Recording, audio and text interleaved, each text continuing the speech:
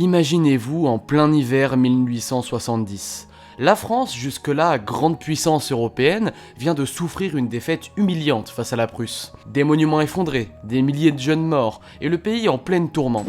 Vous entendez déjà le tumulte des rues de Paris en 1871, les échos des obus de la Commune, les espoirs républicains qui s'élèvent. Et c'est dans ce chaos que naît la Troisième République, fragile et nouvelle. Et c'est à cette époque, surtout charnière, que nous plongeons aujourd'hui. Alors salut à tous, c'est Overstory, et dans cette vidéo on va explorer la France entre 1870 et 1914. Alors la dernière fois on a vu les aspects républicains, mais ce qui va nous intéresser aujourd'hui c'est d'un côté les permanences des mutations de la société française, et de l'autre l'expansion triomphante de son empire colonial. Deux chapitres qui semblent à part, mais qui en réalité se mélangent et s'influencent. Tu l'auras compris, je mélange deux chapitres au lieu d'en faire un seul, et tu vas voir, c'est super intéressant. Vous vous sentez prêts pour ce voyage dans le passé ? Parce que moi, j'attends que ça. Permanence et mutation de la société française jusqu'en 1914. Dès la fin de la guerre franco-prussienne, la France est sous le choc. Le régime politique monarchique s'écroule et la Troisième République s'installe tant bien que mal. Et au départ, c'est l'incertitude. Républicains modérés, socialistes, monarchistes, bonapartistes, tout se chamaille. Et ben en ville, la société se transforme sous l'effet de l'industrialisation. Regardez le Creusot en Bourgogne. C'est un coin de bocage qui devient l'un des plus grands cœurs industriels de la France. Adolphe Schneider, vous vous rappelez? Avec son frère Eugène, vous vous souvenez pas? Et oui, ils ont fondé en 1836 les forges et ateliers du Creusot. Leurs usines vont fabriquer du fer, de l'acier, des locomotives et même des canons pour l'armée. Bref, je reviens pas trop dessus, allez voir la vidéo sur la révolution industrielle si vous avez un trou de mémoire. Parce que les ouvriers passent leur journée dans les ateliers sombres, poussiéreux ou bruyants. Les syndicats naissent timidement, parce qu'ils sont autorisés par la loi de 1884, et les ouvriers commencent à revendiquer plus de droits, comme la journée de 8 heures par exemple. Bon, je vous vois déjà venir, on n'est pas dans un monde parfait. Dans les années 1890 par exemple, l'injustice sociale se fait sentir violemment. Prenez le cas par exemple de Fourmies, dans le Nord. C'est une petite ville textile avec une quinzaine de filatures en 1891 et plus de 15 000 habitants, où les ouvrières tissaient la laine dans des conditions absolument terribles. Et le 1er mai 1891, jour international des travailleurs, ils organisent une manifestation pour demander officiellement la journée de 8 heures. Les familles, hommes, femmes et même des enfants descendent dans la rue avec des banderoles. Mais l'armée, appelée pour maintenir l'ordre, est sur les dents. Et à 18h25, alors que la manifestation se veut plutôt festive, les soldats tirent sur la foule. C'est une horreur. 9 personnes sont tuées, 2 enfants parmi eux, et une trentaine de personnes sont blessées. Nous sommes au temps de nos arrière-grands-parents et ils voient leurs voisins mourir sous leurs yeux. Cet événement reste dans toutes les mémoires comme un symbole de l'état de tension sociale, la fusillade de Fourmies. Et cerise sur le gâteau, après ça, ce sont les ouvriers qui se retrouveront injustement condamnés par des tribunaux, pas les militaires.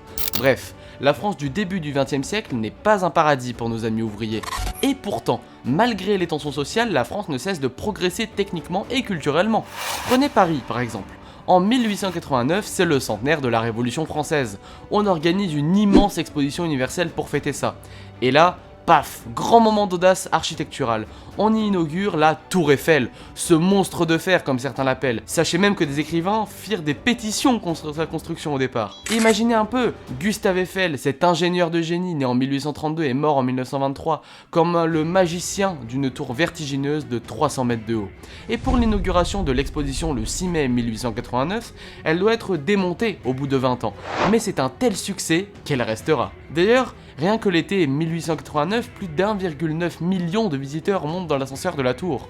Cette tour, c'est un peu le symbole d'une France fière de son savoir-faire industriel. Sachez même que l'électricité se répand dans tous les foyers. Le téléphone apparaît, le métro parisien aussi, ou du moins sa première ligne test, et évidemment se construit pour l'exposition des innovations partout. Côté art, ça bouge aussi. L'impressionnisme, le début du cinéma par les frères Lumière, et les romans réalistes qui décrivent la vie quotidienne.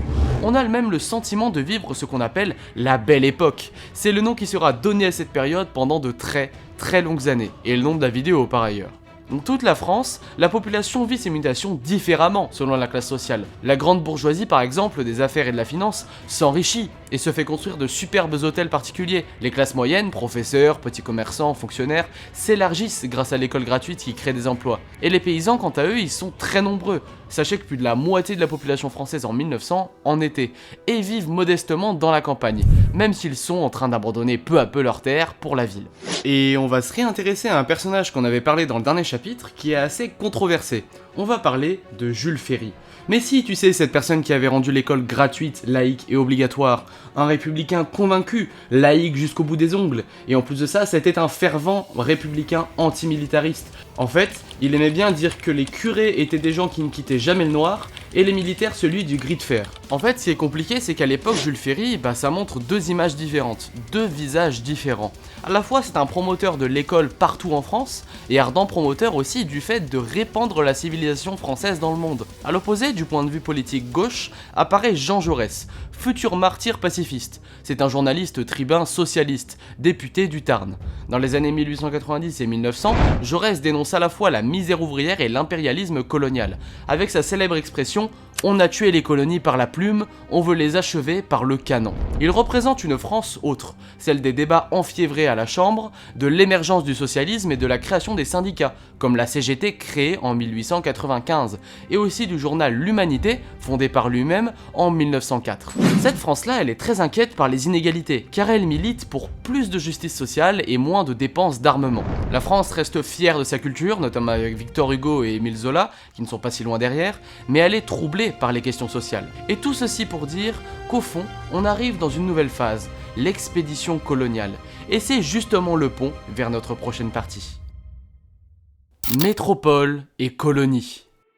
Pendant que Paris s'embellit et que les ouvriers manifestent à fourmi, la France regarde aussi vers l'extérieur. La défaite de 1870 a laissé un goût amer, notamment la perte de l'Alsace-Lorraine. Et beaucoup de Français décident alors qu'il faut gagner une revanche ailleurs. Et l'Europe ne semble plus un terrain de jeu idéal à cause des puissances comme l'Allemagne et la Grande-Bretagne déjà bien occupées. Alors, cap vers l'Afrique et l'Asie. C'est l'époque du nouvel impérialisme, comme on l'appelle. Toutes les grandes puissances européennes se partagent le monde. Le principal artisan de cette politique, au début, est encore Jules Ferry.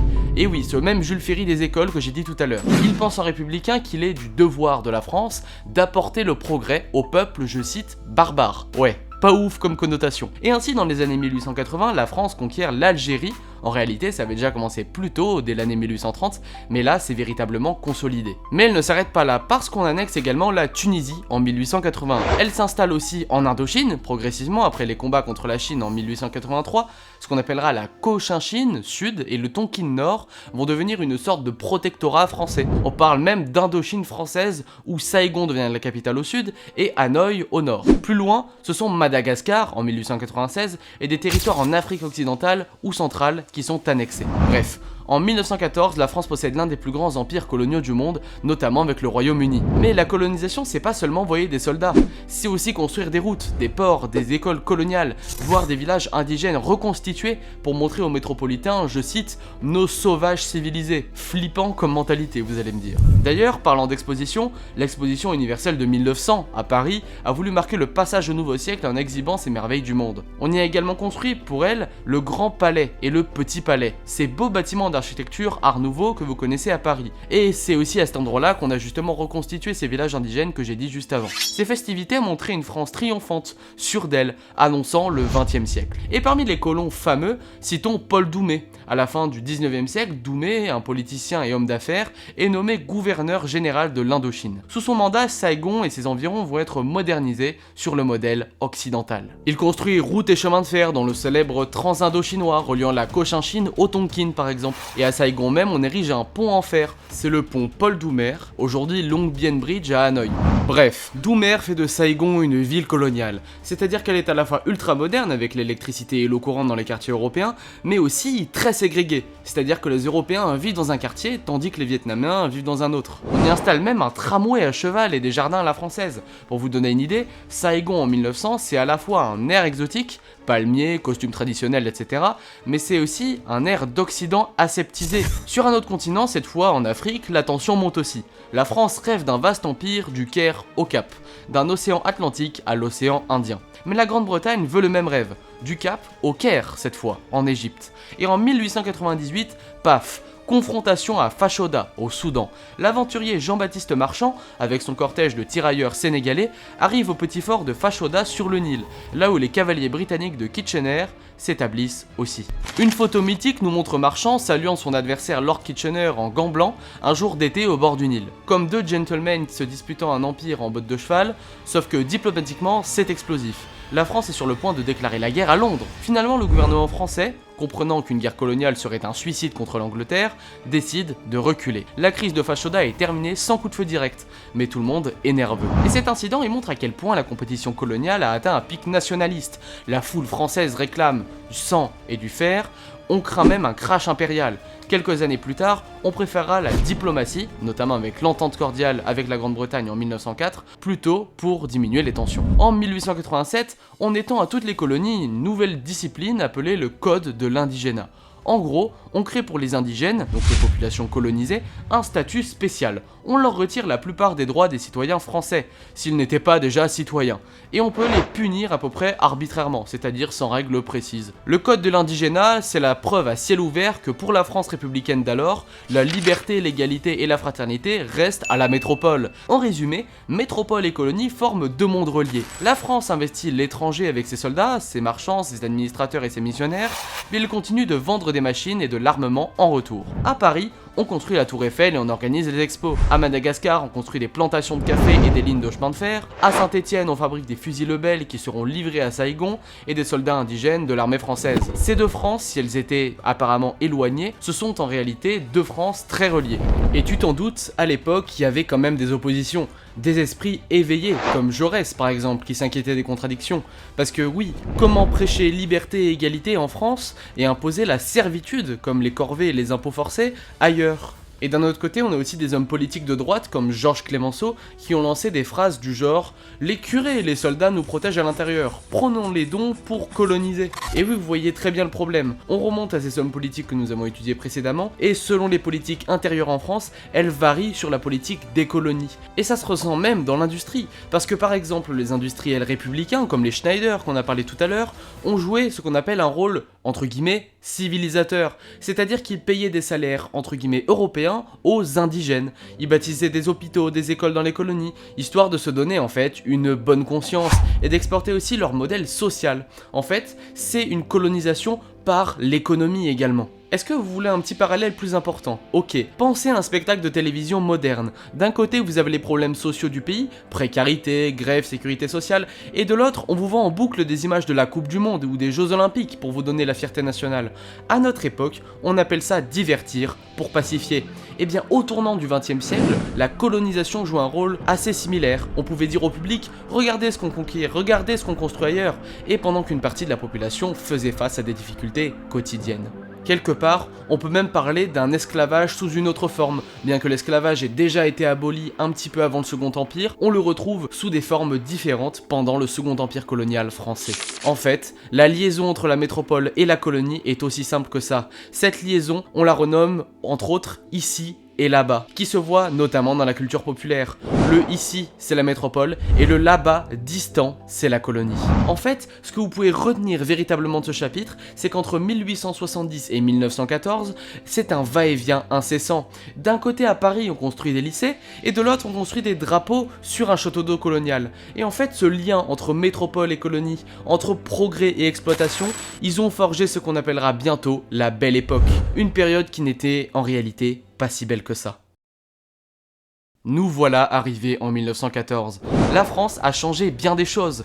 On a transformé des paysans en écoliers, des provinces en banlieues industrielles, et un petit territoire européen en un grand empire planétaire. Un pays qui prône la liberté à Paris, la nie à travers le code de l'indigénat dans le Sahara et à Saigon. Une patrie qui valorise l'ingénieur Eiffel, célébré à l'exposition universelle, mais qui n'hésite pas à passer les ouvriers réclamant des droits à fourmis par les armes. Un peuple républicain, forgé par la révolution de 1789, qui assiste, intrigué, à la conquête de nouveaux, entre guillemets, continents de liberté. Liberté coloniale, quoi. Finalement, cette époque éclaire aussi notre propre contradiction contemporaine. Elle nous rappelle qu'une nation est faite de contrastes. Et même qu'à une époque innovante et brutale, généreuse et injuste, progressiste et rétrograde, que la France évolue. Plus de 30 ans ont coulé entre la mort de Napoléon III et la déclaration de guerre en 1914, et la France de l'automne 1913 ressemble déjà à celle de demain, pleine d'espoir et de conflits inachevés. Quand les canons vont tomber sur les champs de bataille les premiers mois de la Première Guerre mondiale, beaucoup se souviendront de ces jours d'avant, des écoles neuves, de la Tour Eiffel,